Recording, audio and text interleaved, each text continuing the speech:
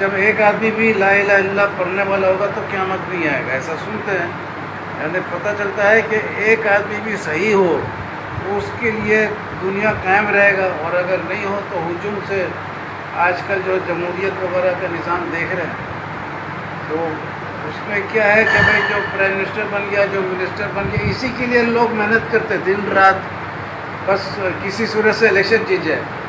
لیکن پاکستان کے تاریخ میں دیکھ رہے ہیں شروع سے ابھی تک جتنے لوگ آئے کوئی بھی کچھ دے نہیں سکے.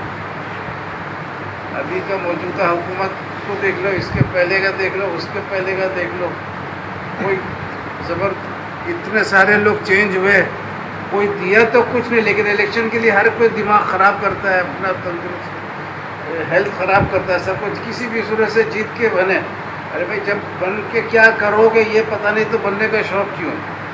رات کو ایک آدمی سوتا ہے تو لیبر منسٹر ہوتا ہے، صبح اٹھتا ہے تو پتہ چلتا ہے اس کو انڈسٹریز کا منسٹر بنا دیا، پھر کچھ روز بعد اس کو کوئی اور شعبے کا منسٹر بنا دیتا. ارے بھائی اتنا ہنر والا تھا تو یہ پاکستان کیوں پیچھے رہ گیا؟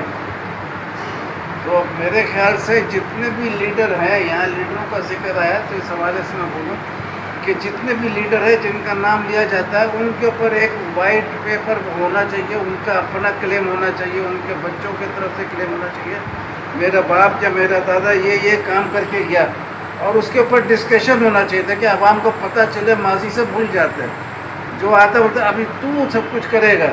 ارے بھائی پیچھے کون کیا یہ نظامی اس میں جو ہے یہ جاہل جھٹ لوگ کا نظام ہوتا ہے. عوام کو جو زیادہ خوبصورتی سے ساتھ میں تقریر کر کے اس کو وہ کرے گا، امپریس کرے گا، وہ اتنا زیادہ ووٹ لے گا.